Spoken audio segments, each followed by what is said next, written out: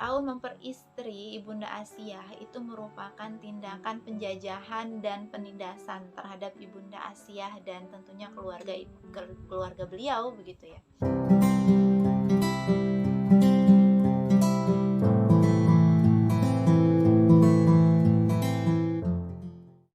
Assalamualaikum warahmatullahi wabarakatuh. Hai cyclist story lover dimanapun kalian berada, semoga kebahagiaan selalu menyertai kalian. Kembali lagi di channel Cyclist Story, kisah-kisah inspiratif pembangun jiwa. Oke teman-teman, di video kali ini aku akan menceritakan salah satu kisah dari seorang wanita penghuni surga yang karena ketakwaan dan kemuliaannya kepada Allah Subhanahu wa Ta'ala, Allah menjaminkan surga untuk beliau. Dan kisahnya cukup terkenal ya, karena Allah juga mengabadikan kisahnya di dalam Al-Quran dan merupakan bagian dari kisah Nabi Musa alaihi salam. Siapakah sosok ini? Tonton terus videonya sampai habis, karena di setiap cerita akan ada hikmah yang bisa kita ambil yang menjadikan motivasi bagi kita untuk menjadi lebih baik lagi. Oke teman-teman, sebelum kalian tonton video ini, jangan lupa subscribe, like, and comment untuk mendukung channel ini. Oke, langsung saja bagaimana kisahnya, saksikan video selengkapnya.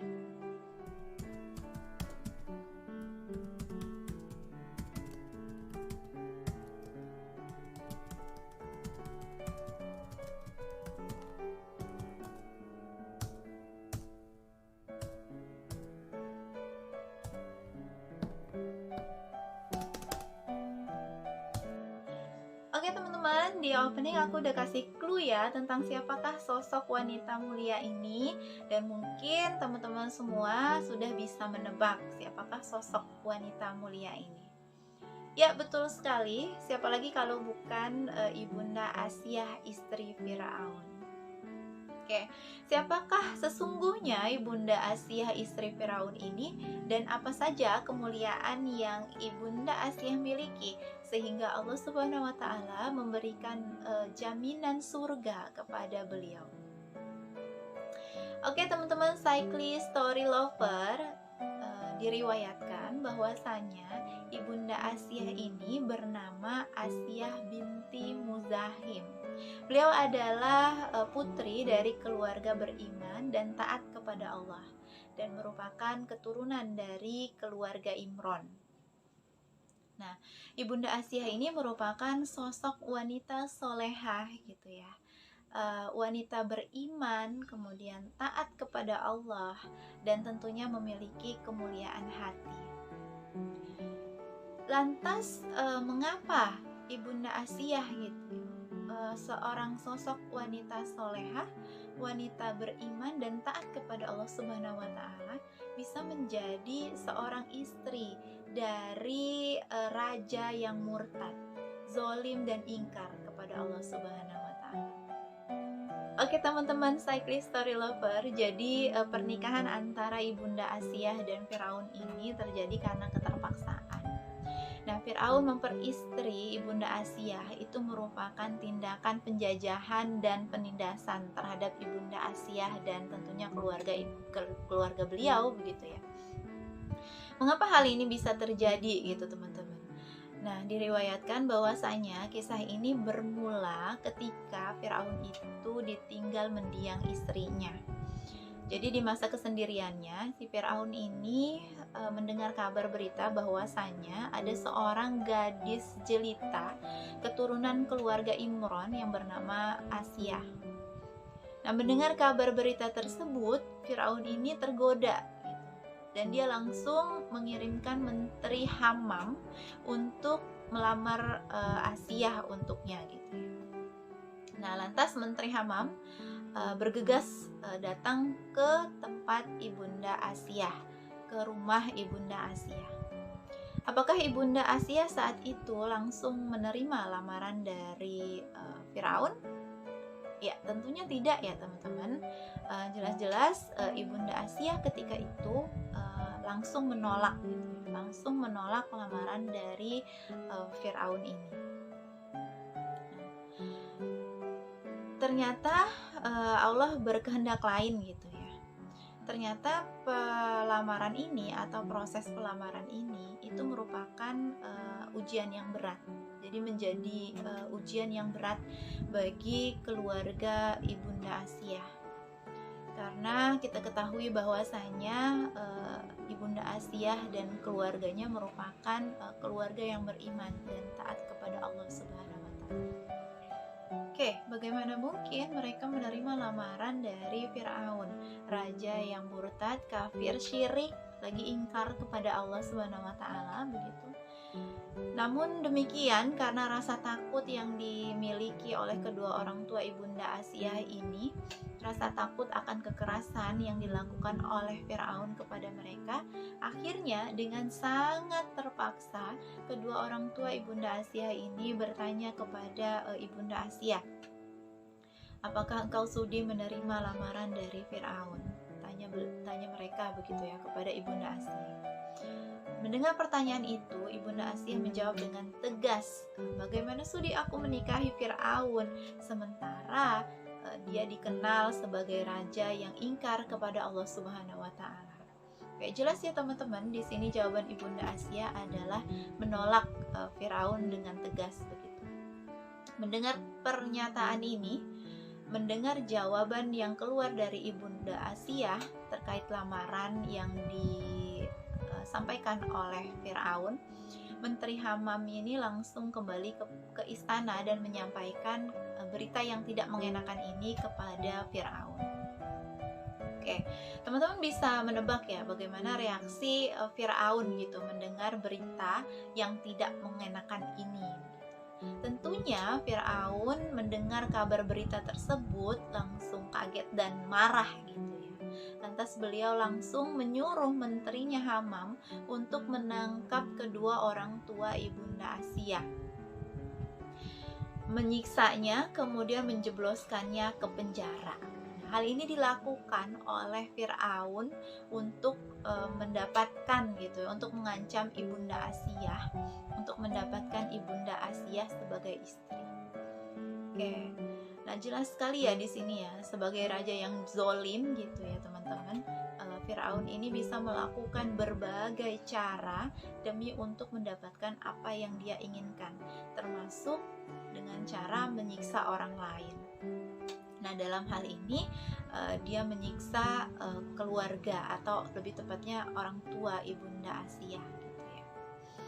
Oke, setelah Firaun ini menangkap kedua orang tua Ibunda Asiyah, kemudian menyiksanya, lantas Firaun ini datang menemui Asiyah dan mengancam beliau tentunya gitu ya. Nah, Firaun ini mengajukan dua tawaran kepada Ibunda Asiyah. Yang pertama adalah apabila Ibunda Asiyah ini menerima lamarannya, maka ia akan menjamin kebebasan untuk kedua orang tua Ibunda Asiyah. Kemudian dia juga akan memberikan kehidupan yang layak, kehidupan yang mewah kepada Ibunda Asiyah. Dan sedangkan yang kedua, apabila Ibunda Asiyah menolak menjadi istri dari Firaun ini, maka ia akan membakar kedua orang tua Ibunda Asiyah ini hidup-hidup di depan atau di hadapan Ibunda Asiyah. Wow, sangat kejam ya teman-teman ya, kejam sekali begitu tindakan yang dilakukan oleh Firaun ini. Oke, karena memang Ibunda Asiyah adalah sosok wanita mulia yang menyayangi orang tua, sosok anak yang berbakti kepada orang tua, maka dengan sangat terpaksa di bawah ancaman dari Firaun, akhirnya beliau menerima lamaran dari Firaun ini. Tapi tentunya dengan mengajukan beberapa syarat gitu ya. Jadi Ibunda Asiyah ini tidak serta-merta gitu menerima lamaran dari Firaun, tetapi beliau mengajukan beberapa syarat yang harus dipenuhi oleh Firaun. Oke, syarat yang pertama adalah Ibunda Asiyah meminta Firaun untuk membebaskan kedua orang tuanya, kemudian membangunkan rumah yang megah bagi kedua orang tua Ibunda Asia, dan tentunya lengkap dengan segala perabotnya begitu. Kemudian syarat yang kedua adalah Ibunda Asia meminta Firaun untuk menjamin kehidupan dari kedua orang tuanya, baik dari makanan, kesehatan, dan seluruh kehidupannya begitu, kehidupan di dunia ya tentunya. Nah, Ibunda Asia di sini juga mempersyaratkan bahwasanya beliau akan menemani Firaun untuk mendampingi beliau ya ketika ada acara-acara kerajaan, misalnya pertemuan penting dan lain sebagainya, sebagai istri yang ya sebagaimana istri gitu ya, mendampingi suami ketika ada pertemuan ataupun ketika pergi kemanapun gitu ya. Tetapi Bunda Asia mempersyaratkan bahwasanya ia tidak ingin tidur bersama dengan Firaun. Jika persyaratan-persyaratan ini tidak dipenuhi oleh Firaun, maka Ibunda Asia akan menolak lamaran Firaun, dan tentunya beliau memilih mati bersama kedua orang tuanya. Oke, akhirnya persyaratan-persyaratan Ibunda Asia ini diterima oleh Firaun. Diterima oleh Firaun, dan akhirnya Firaun berhasil memperistri Ibunda Asia. Ya, teman-teman, apakah kisah ini selesai sampai di sini? Ya, tentunya tidak ya. Jadi setelah Ibunda Asia itu menikah dengan Firaun, beliau tinggal di istana megah milik Firaun begitu, dengan segala fasilitas yang disediakan oleh Firaun tentunya. Ya, kita bisa membayangkan lah ya bagaimana kehidupan seorang ratu begitu. Serba ada, apa yang dia inginkan pasti dia dapatkan begitu ya. Jadi tinggal santai-santai saja gitu ya. Tapi apakah lantas dengan kemewahan dan pelayanan yang ada gitu ya menjadikan Ibunda Asia ini lalai kepada Allah? Ya tentunya tidak ya teman-teman. Karena walaupun beliau tinggal di istana megah milik Firaun dengan seluruh fasilitas mewah yang beliau dapatkan, beliau tetap beribadah kepada Allah Subhanahu wa Ta'ala. Jadi setiap malam beliau bangun untuk melaksanakan sholat malam. Ibunda Asia ini masih mengikuti ajaran Nabi Ibrahim ya. Jadi beliau bangun untuk sholat malam, kemudian berdoa kepada Allah Subhanahu wa Ta'ala untuk melindungi kehormatannya dari Firaun. Semoga Firaun tidak bisa menyentuh kehormatan Ibunda Asia. Lantas Allah mendengar doa Ibunda Asia ini. Kemudian Allah menciptakan iblis gitu ya. Diriwayatkan bahwasanya Allah menciptakan iblis yang menyerupai sosok dari Ibunda Asia ini untuk menemani Firaun setiap malam gitu. Menemani Firaun setiap malam. Jadi setiap malam Firaun ini tidurnya sama iblis gitu ya, yang menyerupai sosok Ibunda Asia.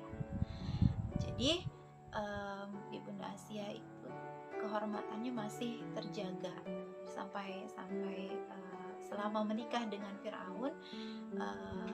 Allah telah melindungi kehormatan Ibunda Asia. Oke, dan tentunya ya teman-teman, karena Allah menciptakan iblis dan kemudian iblis ini menyerupai sosok Ibunda Asia, kemudian menemani Firaun setiap malam, akhirnya Firaun tidak mengetahui bahwasanya Ibunda Asia ini beriman kepada Allah Subhanahu wa Ta'ala dan tidak menjadikan Firaun ini sebagai Tuhan begitu.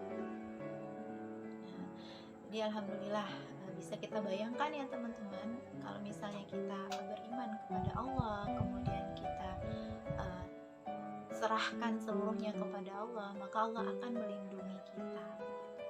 Jangan takut, karena memang sudah janji Allah demikian ya. Baik, oke teman-teman, demikian ya kisah dari pernikahan antara Ibunda Asia dan Firaun. Oke teman-teman cyclist story lover, itu tadi kisah dari Ibunda Asyah ya, perjalanan pernikahan beliau bersama dengan Firaun. Nah, di sini kita bisa ambil hikmah bahwasanya kita ketahui nih dari kisah Ibunda Asyah gitu ya, seorang sosok wanita solehah, sosok yang beriman dan taat kepada Allah Subhanahu wa taala. Beliau menikah dengan seorang laki-laki yang murtad, syirik, dan ingkar kepada Allah. Nah, di sini kita bisa mengambil hikmah bahwasanya Allah itu maha menghendaki, lagi maha mengetahui gitu. Allah maha mengetahui apa yang terbaik untuk hambanya. Bisa jadi apa yang menurut kita itu baik, belum tentu menurut Allah itu baik, dan sebaliknya bisa jadi menurut kita itu tidak baik, belum tentu menurut Allah itu tidak baik gitu ya. Nah, jadi kita harus pasrahkan segala sesuatunya kepada Allah Subhanahu wa taala, dan jangan pernah berputus asa dari rahmat Allah Subhanahu wa taala. Oke, demikian teman-teman kisah tentang Ibunda Asyah bagian 1 ya, karena kisah beliau ini masih menarik dan masih ada kisah yang harus diceritakan dan menarik untuk didengarkan begitu, terkait dengan kekuatan iman gitu ya dari Ibunda Asyah ini. Oke teman-teman, saksikan videonya di part 2. Jangan lupa subscribe sekali lagi, like and comment, dan juga bagikan video ini jika menurut kalian video ini bermanfaat. Siapa tahu ada teman-teman kita di luar sana yang membutuhkan motivasi, dan video ini bisa menjadi salah satu jalan untuk teman-teman kita yang lain mendapatkan motivasi. Oke teman-teman, sekali lagi terima kasih sudah menonton video ini. Semoga bermanfaat. Sampai ketemu di video selanjutnya. Assalamualaikum warahmatullahi wabarakatuh.